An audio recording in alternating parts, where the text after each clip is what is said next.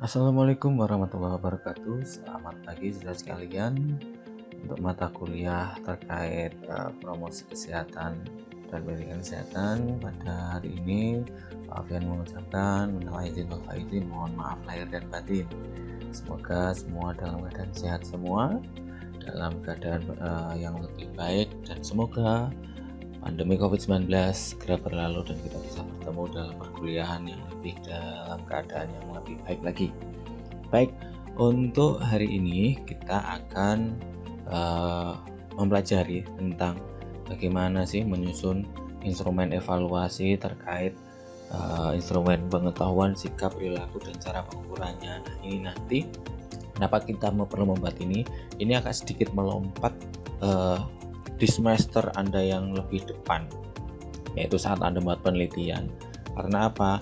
Ini digunakan sebagai bahan mengevaluasi saat saudara-saudara sekalian melakukan sebuah pendidikan kesehatan atau health edukasi. Karena health edukasi domainnya adalah pengetahuan, sikap, dan perilaku. Kita edukasi, kita evaluasi orangnya paham enggak, orangnya bisa mengambil sebuah keputusan untuk bersikap enggak.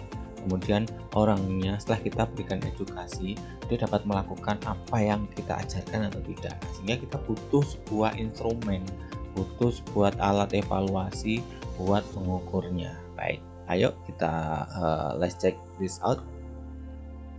Nah, perilaku manusia pada dasarnya dapat diukur dengan melalui cara melihat langsung atau dengan menggunakan sebuah alat ukur tertentu, misal menggunakan kuesioner.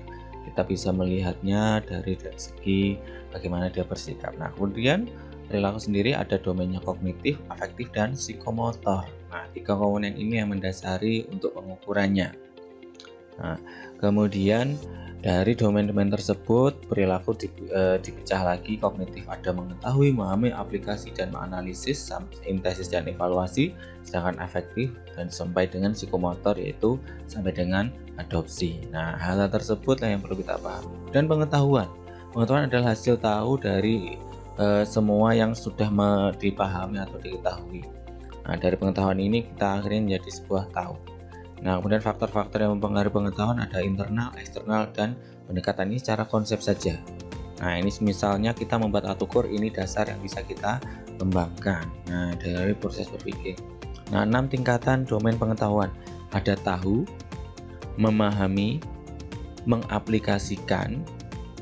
Nah, domain-domain ini komponennya akan kita pelajari dalam pembuatan instrumen. Dan langkah berikutnya adalah analisis, kemudian sampai membuat sintesa, dan yang keenam adalah bisa sampai mengevaluasi.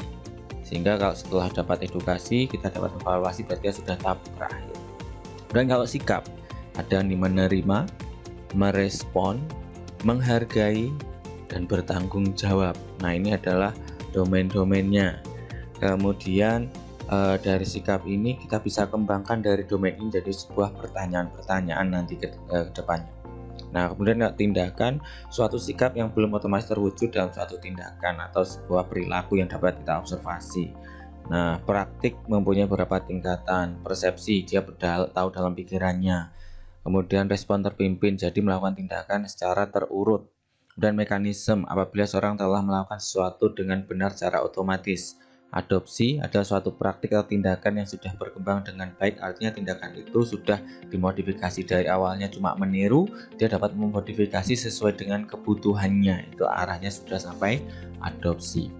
Jadi tindakan sendiri awalnya dia sudah mempersepsikan dalam otaknya, mulai mengikuti arahan, kemudian sudah mulai melakukan. Nah, pengukuran perilaku kita bisa melakukan dengan cara wawancara. Kita tanyakan lagi, sudah melakukan A, B, C, D, ya atau belum? Nah, seperti itu. Nah, kemudian cara langsung dalam observasi. Jadi kita langsung melihat, oh benar-benar dilakukan enggak sih? Ya tidak. Nah, contoh seperti ini. Oh, dia sedang melakukan tindakan yang apa? Nah, kemudian menghadapi perilaku baru di dalam diri orang tersebut jadi beberapa proses yang bertautan. Ada yang sifatnya sadar, benar-benar melakukan. Nah, dia melakukan yang kedua karena tertarik. Yang ketiga karena dia dapat menimbang, menelaah, kemudian mengevaluasi. Yang keempat dia uji coba. Nah, yang kelima karena dia sudah mengadopsi, menerima karena perilaku itu dianggap sesuatu yang benar. Nah, sehingga dapat berlaku. Langkah-langkah penyusunan instrumennya. Nah, instrumen kita dapat menyusun instrumen penelitian atau menyusun instrumen. Nah, ini dari berbagai konsep variabel. Bisa pengetahuan, apa namanya diukur, pengetahuan sifat atau perilaku. Kemudian konsepnya kita kumpulkan. Dari konsep tadi kita susun poin-poinnya, buatlah definisi konsepnya. Nah, setelah itu membuat definisi operasional. Nah, nanti saya contohkan definisi operasional seperti apa. Kemudian kita buat skala dari variabel definisi operasionalnya. Kemudian kita membuat yang namanya kisi-kisi. Nah, kisi-kisi itu adalah poin-poinnya.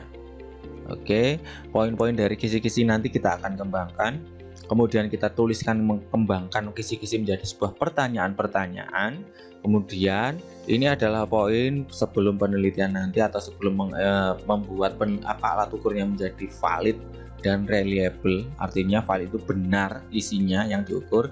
Reliable, reliabilitas artinya alat yang Anda gunakan instrumen untuk mengevaluasi itu digunakan dipakai manapun dia konsisten buat mengukur. Itu adalah syarat dalam sebuah instrumen, sehingga nanti perlu dilakukan yang namanya uji validitas dan reliabilitas. Ini contoh dalam pembuatan definisi operasionalnya. Ada poin yang disebut variabelnya tadi, bisa pengetahuan sikap atau perilaku, apa penjelasannya, dan apa parameter domainnya.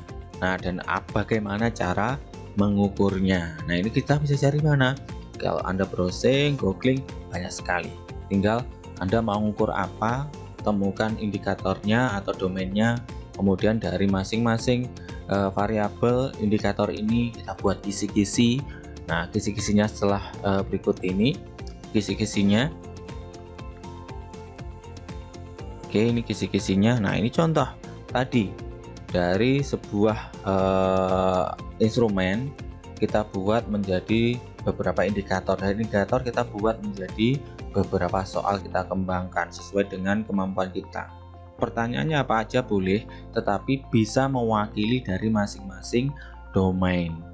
Nah, setelah terjadi seperti ini, maka kita buat alat ukurnya, kita uji cobakan dulu kepada kelompok tertentu. Setelah itu kita lakukan uji statistik nanti, yaitu uji validitas dan reliabilitas. Nah, kita bisa menggunakan berbagai macam software untuk mengecek.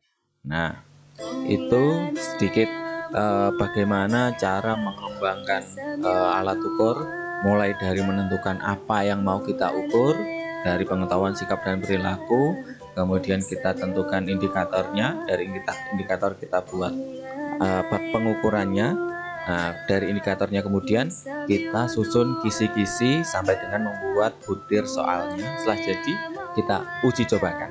Nah, apabila ada yang ditanyakan, silahkan untuk ditanyakan kepada Pak Alfian. Nanti silahkan tulis di kolom komentar. Terima kasih.